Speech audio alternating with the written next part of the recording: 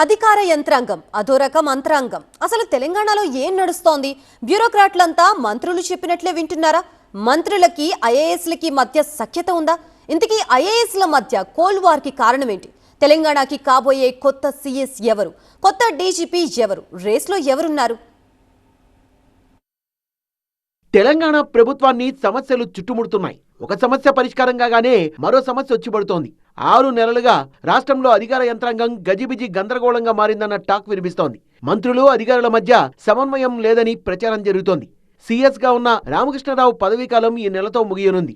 ఆయన పదవీకాలాన్ని మరో 3 నెలలు పొడిగించాలని ప్రధాని మోదీని కోరారు సీఎం రేవంత్ రెడ్డి. బడ్జెట్ సమావేశాలు, జనగణన దృష్ట్యా పదవీకాలాన్ని పొడిగించాలంటున్నారు ముఖ్యమంత్రి. ఆగస్టులోనే రిటైర్ అవ్వాల్సిన రామకృష్ణరావుకు ఇప్పటికే 7 నెలల పదవీకాలం పొడిగించింది ప్రభుత్వం. ఈసారి కూడా కేంద్రం సానుకూలంగా స్పందించే అవకాశాలున్నట్టు తెలుస్తోంది. రామకృష్ణరావు ఎక్స్టెన్షన్ పై మండిపడుతున్నారు సీనియర్ ఐఏఎస్ అధికారులు. పొడిగింపు వల్ల తమకు సీఎస్ అయ్యే అవకాశం రావడం లేదని సీనియర్లు మండిపడుతున్నారట. ప్రత్యేక ప్రధాన కార్యదర్శులుగా ఉన్న 8 మంది ఐఏఎస్లు సీఎస్ పదవి కోసం ఎదురు చూస్తున్నారు. జయేష్ రంజన్, వికాస్ రాజ్, శశాంక్ గోయల్, సంజయ్ జాజు, సవ్యసాచి ఘోష్, నవీన్ మిత్తల్, దానకిషోర్ ప్రధాన కార్యదర్శి పదవి రేసులో ఉన్నారు. అరవింద్ కుమార్ కూడా సీనియర్ అయినప్పటికీ ఆయన ఈ కార్ ఫార్ములా రేసింగ్ కేసులో ఉండడంతో ఆయన సస్పెండ్ చేసింది ప్రభుత్వం. దీంతో మిగిలిన వారిలో ఒకరికి సీఎస్ పదవి దక్కే అవకాశం ఉంది. డీజీపీ శివధర్ రెడ్డి ఏప్రిల్ 31న రిటైర్డ్ కావాల్సింది. దీంతో కొత్త డీజీపీ ఎవరు అన్నది ఉత్కంఠగా మారింది. తెలంగాణ నూతన డీజీపీ నియామక ప్రక్రియను యూపీఎస్సీ మళ్లీ కొత్తగా ప్రారంభించగా డీజీపీ పదవికి రాష్ట్ర ప్రభుత్వం పలువురు అధికారుల పేర్లను సూచిస్తూ జాబితాను పంపించింది. రాష్ట్ర ప్రభుత్వం పంపించిన జాబితాలో ఎవరి పేర్లున్నాయనే అంశం పోలీస్ వర్గాల్లో చర్చనీయాంశమైంది. సివి ఆనంద్, శివధర్ రెడ్డి, వినాయక్, సౌమ్య మిశ్రా, శిఖా గోయల్ పేర్లను రాష్ట్ర ప్రభుత్వం యూపీఎస్సీకి పంపినట్లు సమాచారం. శివధర్ రెడ్డి పదవీకాలం ఇంకో 2 నెలలే ఉండడంతో ఆయన పేరును పంపారా లేదా అన్నది చర్చనీయాంశంగా మారింది. శివధర్ రెడ్డికి డీజీపీగా అవకాశం ఇవ్వకపోతే వేం నరేందర్ రెడ్డి స్థానంలో ప్రభుత్వ సలహాదారుగా అవకాశం ఇస్తారన్న ప్రచారం జరుగుతోంది. వికాస్ రాజ్ అయితే కాస్త ముక్కుసూటిగా వ్యవహరిస్తారనే పేరుంది. ఇప్పటి వరకు ఆయన వివాదరహితుడిగా ఉన్నారు. అదే సమయంలో చొరవ తీసుకొని అధికార యంత్రాంగాన్ని ముందుకు నడిపించిన దాఖలాలు పెద్దగా లేవని టాకుంది. తెలంగాణ భవన్లో స్పెషల్ సీఎస్ గా ఉన్న శశాంక్ గోయల్ని పిలిచి సీఎస్ పదవిచ్చే అవకాశం లేదనే ప్రచారము ఉంది. కేంద్ర సమాచార ప్రసార శాఖ కార్యదర్శిగా ఉన్న సంజయ్ జాజు రాష్ట్రానికి రావడానికి ఇష్టపడడం లేదని సమాచారం. అరవింద్ కుమార్ సస్పెండ్ అయిన నేపథ్యంలో ఆయన పేరు పరిశీలనకు వచ్చే అవకాశం లేదంటున్నారు. సవ్యసాచి ఘోష్ విషయానికి వస్తే ఆయన కాంగ్రెస్ ప్రభుత్వం వచ్చాకే కాస్త గుర్తింపు కలిగిన శాఖల్లో పనిచేస్తున్నారు. ఈ మధ్యనే ప్రత్యేక ప్రధాన కార్యదర్శులుగా పదోన్నతి పొందిన నవీన్ మిత్తల్, దానకిషోర్లకు సీఎస్ పదవి దక్కే అవకాశం లేదన్న అభిప్రాయం బలంగా వినిపిస్తోంది. జయేష్ రంజన్ తెలంగాణ ఏర్పాటు తర్వాత కీలక అధికారిగా మారారు.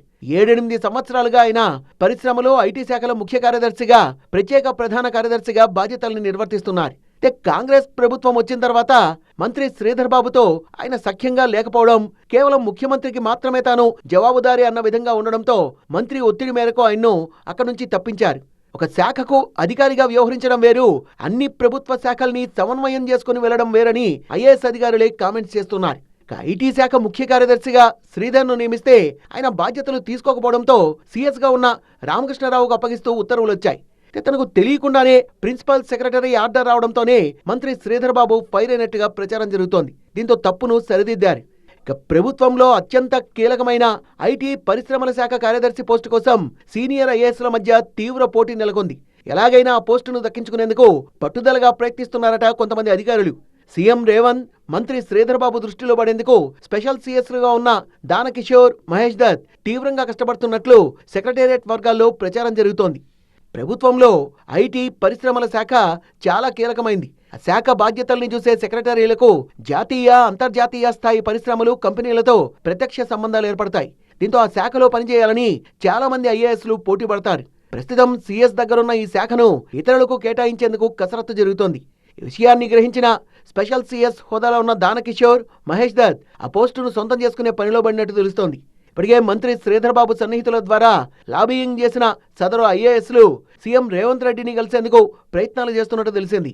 మరోవైపు ఇప్పటికే 5 సార్లు ఐఏఎస్లు, ఐపీఎస్లు బదిలీ చేశారని, 6 నెలలకు హెచ్ఓడిని మారుస్తున్నారని, అందువల్లే పాలన కుంటుపడుతోందని విపక్షాలు విమర్శిస్తున్నాయి. కాంగ్రెస్ అధికారంలోకి వచ్చినప్పటి నుంచి 5 సార్లు ఐఏఎస్, ఐపీఎస్ల బదిలీలు చేపట్టారని, సగటున 6 నుంచి 8 నెలలకోసారి హెచ్ఓడీలను మారుస్తున్నారని, దీనివల్ల రాష్ట్రంలో పాలన కుంటుపడుతోందని అన్నారు. విద్యుత్ శాఖలో 2 ఏళ్లలో 5 అధికారుల్ని, Singareni, GHMC, INPR, school education, Panchayati Raj శాఖల్లో 4 చొప్పున అధికారుల్ని బదిలీ చేశారంటూ మండిపడ్డాయి.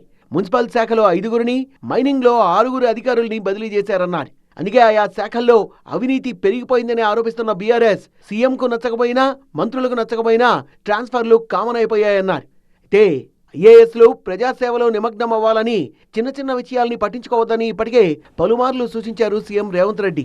విభేదాలు పక్కన పెట్టి రాష్ట్ర అభివృద్ధికి సహకరించాలంటున్నారు.